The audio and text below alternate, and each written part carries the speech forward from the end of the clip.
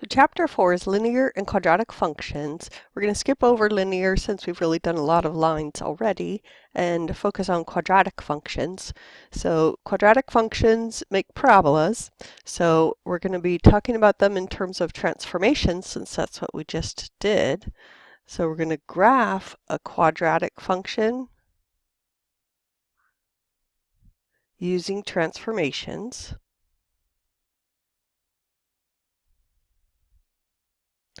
We're going to identify the vertex and axis of symmetry of a quadratic function.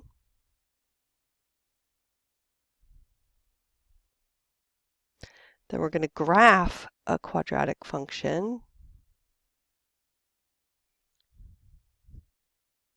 using its vertex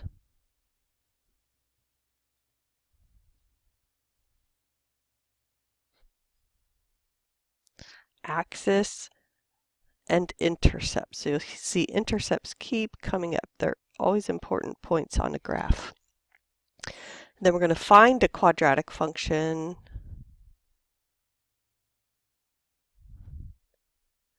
given its vertex and one other point.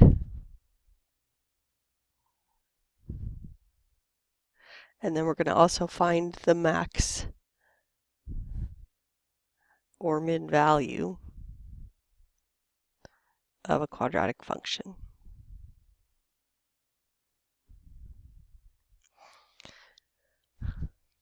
So when we say quadratic function, what we mean is it's a function of the form f of x equals ax squared plus bx plus c, where a, b, and c are real numbers. A needs to not be 0, or it would be a linear function and not quadratic. And the domain of a quadratic function is all real numbers. Any real number has a y value for a quadratic function. They occur naturally when studying lots and lots of things. So you can go look at some examples by that link. So in section 3.5, we learned about graphing the square function. So that was the f of x equals x squared, the basic graph. And then we need to think about the transformations that can happen when we multiply by a positive number a. So remember, if the a is between 0 and 1, we know the function will look like it has been vertically compressed. So if we have f of x equals 1/2 x squared, the graph is going to be squashed down. The transformation is a vertical compression.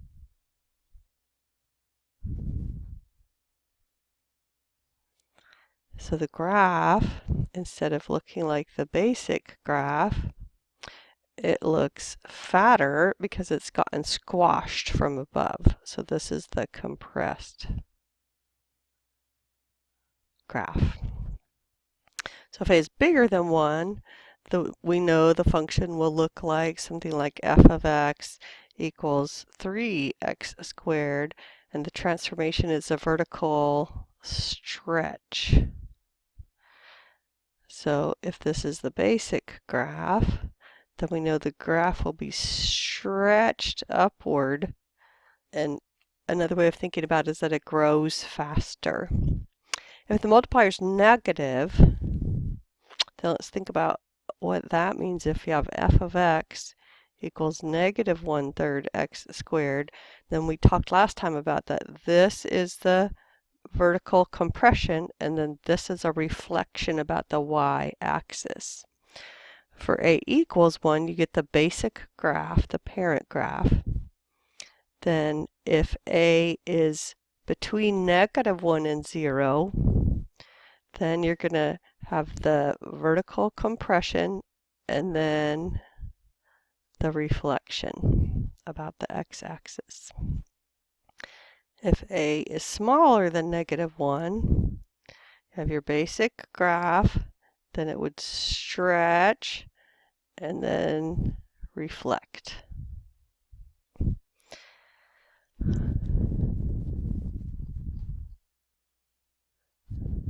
So each of these graphs is called a parabola. That's the name of that shape. And every quadratic function will have a graph that is a parabola. So we say that a parabola opens upward or opens downward. I'm okay with up and down. It's not proper English, but don't tell the English people. If a parabola opens upward, so if it opens upward, then it has a minimum point, the lowest point. And if a parabola opens downward, then it has a maximum point. The extreme point on a parabola is called the vertex. So that's one name for either the max or the min, depending on which way the parabola opens. The vertical line that passes through the vertex is called the axis of symmetry. So this vertical line would be the axis of symmetry. The only thing we need to know to tell whether a parabola opens up or down is A. So if A is positive, the parabola opens upward. And if A is negative, we know there's been a reflection and the parabola opens down. So in order to graph a quadratic function easily, we write it in a different form where we rearrange by completing the square.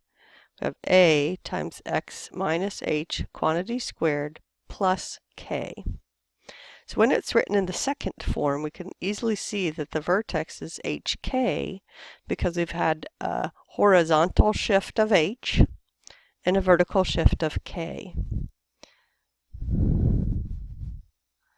So let's see what h has to equal if we factor out a from the first two terms and put the c on the other side. And now we do complete the square. Complete the square says take whatever's multiplying a, cut it in half, and square that, and add it to both sides.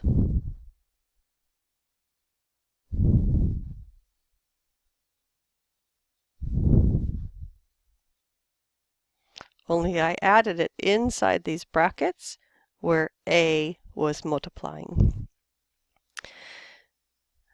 So now we can complete the square inside the bracket and see that we have ax plus b over 2a quantity squared,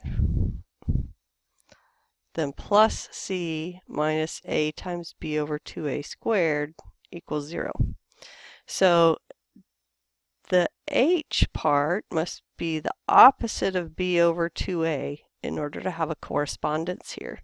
So h has to equal the opposite of b over 2a, and k has to equal the constant. So let's simplify this constant a little. If I have b squared over 4a squared, looks like it's c minus ab squared over 4a squared, so that's going to simplify to c minus b squared over 4a. So I don't expect you to memorize this one. I would know the h one, but the k one you can always find by it has to equal f of h. It has to equal the y coordinate that you get when you plug h in to the equation. So we have a transformation of h, right or left, and k up or down, depending on if it's positive or negative.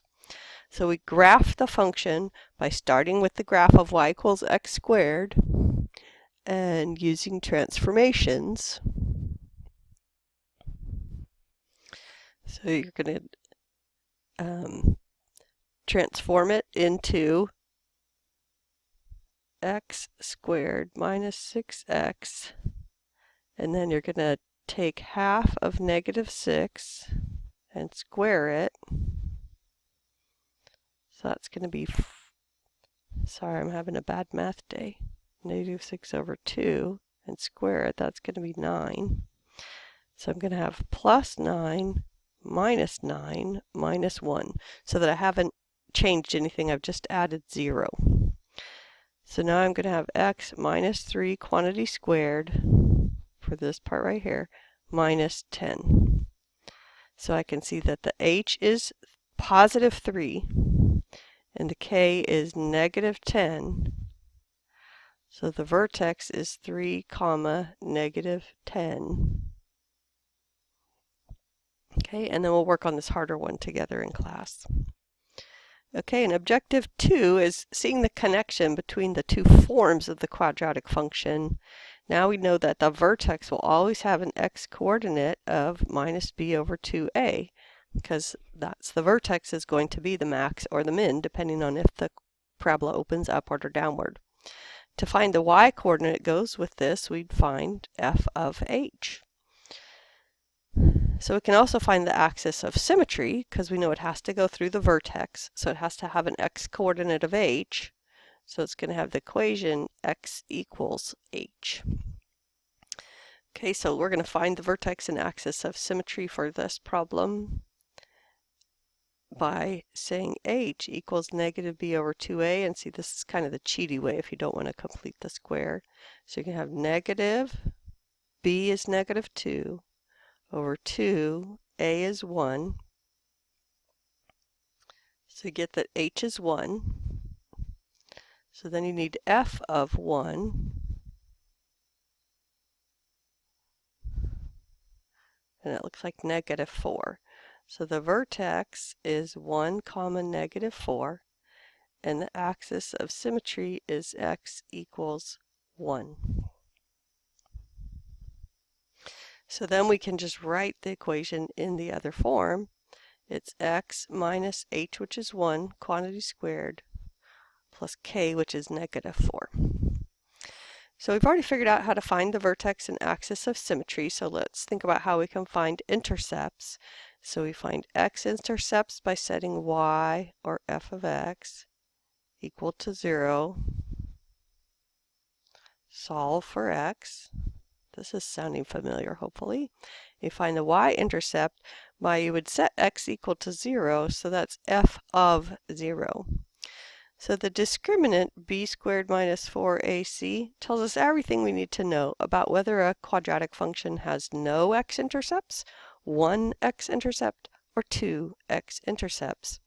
So if b squared minus 4ac is negative, that means you have no real solutions to the quadratic equation f of x equals 0, so you get no x-intercepts. If b squared minus 4ac equals 0, then think about how the quadratic formula looks.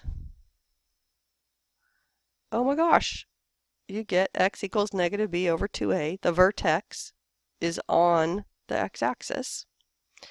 And then if b squared minus 4ac is greater than 0, you're going to get your two x-intercepts from the quadratic equation, or factoring if that's easier.